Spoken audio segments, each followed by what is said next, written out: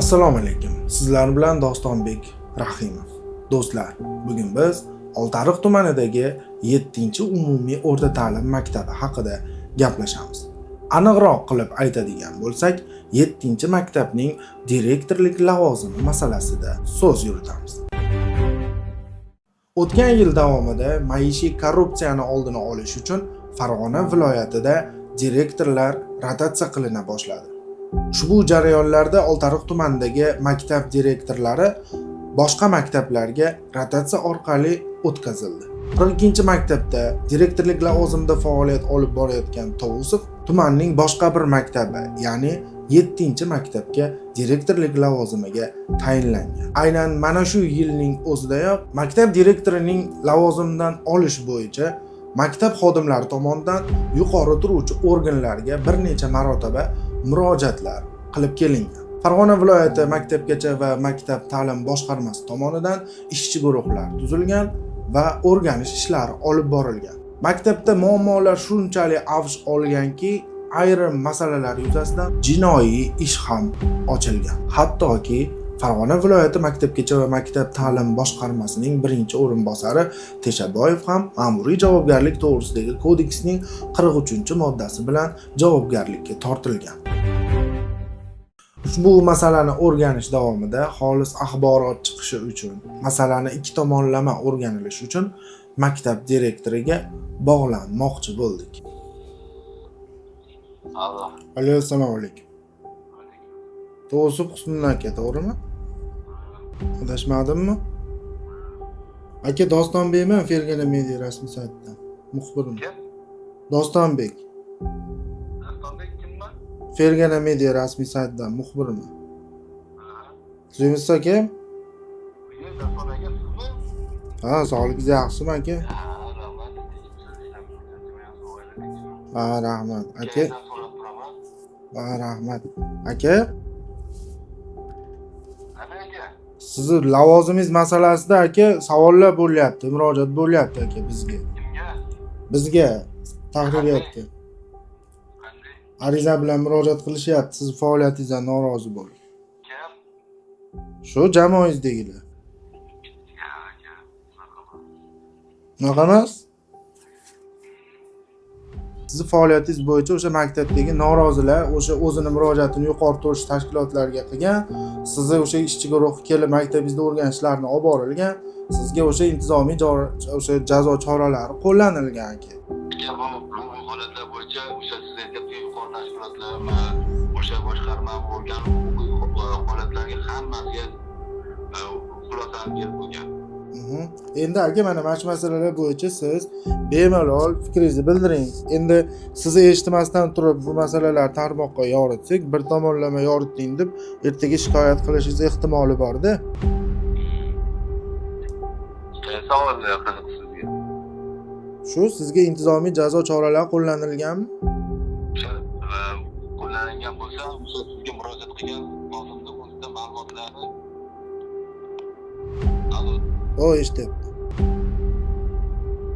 eshityapman.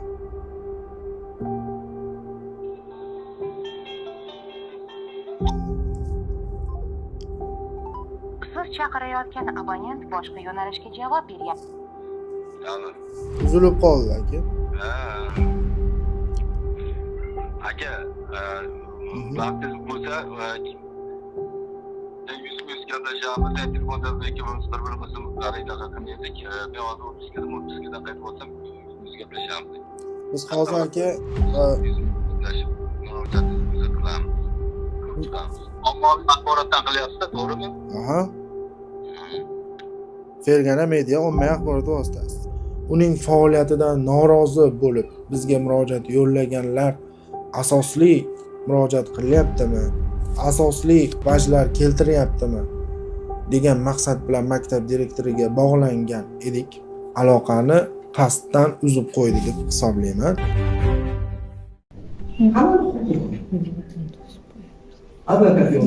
Huquqiy yuridik xizmatdan foydalanish kerak. Shu jihatdan biz hozir Husnul aka bilan shunaqa kelishuvga erishdikki, shu juda ko'p sud jarayonlarida va mehnat faoliyatlarida xodimlarni asosiy faoliyatiga xalaqit bermagan holatda va zid bo'lmagan holatda yuridik xizmat ko'rsatish. Bevosita dastlab mavjud bo'lgan, ya'ni protsessda turgan, jarayonda turgan ishlar bo'yicha bevosita Ustundiddin akaga, ustozga shu xizmat ko'rsatadi. Va aytmoqchimanki, masalan, barcha hobbilar, ashta o'qiydi. Har qanaqangi masala bor. Qorong'i, mehnat, iqtisod, ma'muriy ishlar bo'yicha bemalol murojaat qilishlaringiz ham mumkin sizlarga. Maslahatlar, yo'l ko'rsatish, ular hammasi bepul yuridik konsultatsiyalarga kiradi. Chunki men masalan o'zim faoliyatim jihatida bir oyda agar 10 ta bepul maslahat ko'rsatsam, bu menga o'zimga boshqa tarafdagi ko'rsatkichlarimga yaxshi natija bo'laveradi. Menga bu ham kerak. Shunaqa holatlar telefon qilishadi. 40 minut, 45 minut ko'chirib telefon, biz hali oilani ko'chirib olayotgan bo'lamiz telefonda. Yoki nima qilish kerakligini boshlagan bo'lamiz. Shunaqa holat. Aytmoqchimanki, har biringiz ham murojaat qilishingiz mumkin.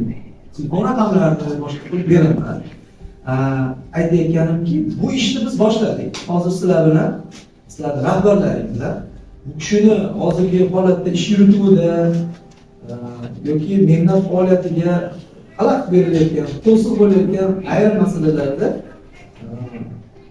huquqiy yordam, yuridik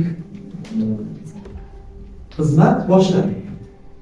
Ya'ni biz kecha kuni kelishuvga erishgan edik, boshladik va bu ogohlantirish tariqasidagi. Chunki har bitta mansabdor shaxs, ya'ni bu hozir gapirgan bular nomi.